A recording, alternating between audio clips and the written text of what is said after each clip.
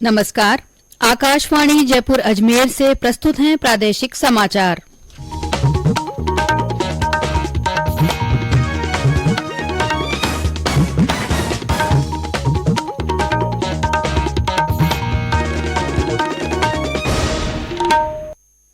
समाचारों के साथ मैं अल्पना राठौड़। इलेक्ट्रॉनिक्स और सूचना प्रौद्योगिकी राज्य मंत्री राजीव चंद्रशेखर ने कहा है कि संशोधित आईटी नियमों के तहत इंटरनेट पर सट्टेबाजी और सट्टेबाजी जैसी हानिकारक सामग्री की अनुमति नहीं दी जाएगी। उन्होंने कहा, सरकार ने उपयोगकर्ता के नुकसान को कम करने और यह सुनिश्चित करने के लिए एक रूपरेखा तैयार की है जिससे इंटरनेट को सुरक्षित और भरोसेमंद बनाया जा सके। उन्होंने कहा कि ऑनलाइन गेमिंग बहुत रोमांचक है और बहुत तेजी से फैल रहा है और इसलिए इंटरनेट पर सभी प्रकार के ऑनलाइन गेमिंग की अनुमति है।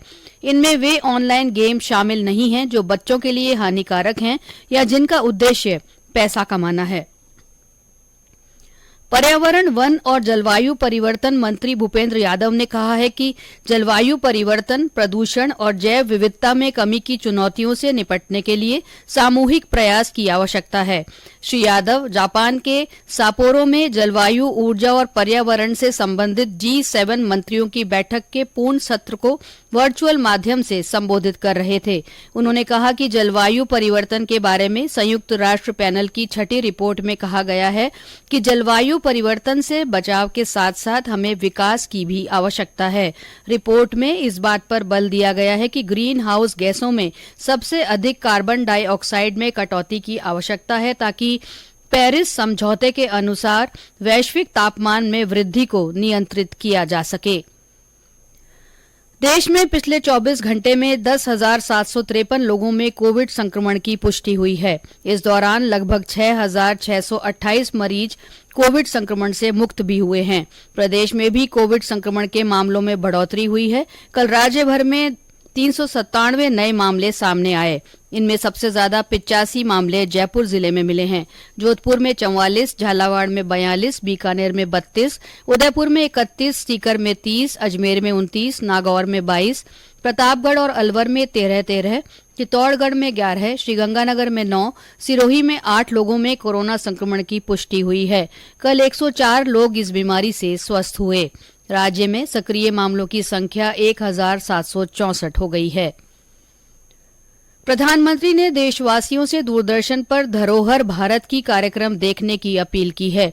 यह कार्यक्रम डीडी नेशनल चैनल पर पहली बार कल प्रसारित हुआ और आज रात 8 बजे फिर प्रसारित होगा।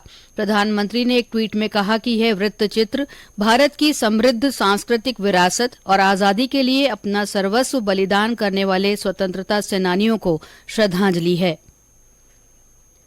धौलपुर जिले में केंद्र से स्वीकृत हो चुके टाइगर रिजर्व क्षेत्र में बाघों का कुनबा बढ़ने लगा है। जिले के सरमथुरा के झिरी वन क्षेत्र में भागिन T117 ने 3 शावकों को जन्म दिया है। वन विभाग के अनुसार क्षेत्र में नए शावकों के जन्म के साथ कुल शावकों की संख्या 5 हो गई है। बाघिन T117 के 3 शावकों के जन्म के बाद वन विभाग ने क्षेत्र में निगरानी बढ़ा दी है। केंद्रीय संचार ब्यूरो की ओर से विशेष फ्लैश मॉब शो का आयोजन किया गया। 10 से 24 अप्रैल तक चलने वाले स्वच्छता पखवाड़े और जयपुर में आयोजित विमेन 20 के अवसर पर आयोजित इस शो में जयपुर के आमेर किला, जल महल, city park, Albert hall, Jawahar circle आदि स्थानों पर केंद्रीय संचार ब्यूरो के कलाकारों ने गीत और नाटक प्रस्तुत किए। ब्यूरो की अपर महानिदेशक ऋतु शुक्ला ने बताया कि केंद्र सरकार ने सभी मंत्रालयों को अलग अलग अवधि के दौरान स्वच्छता पखवाड़ा मनाने और स्वच्छता के प्रति जागरूकता गतिविधियां संचालित करने के निर्देश दिए थे।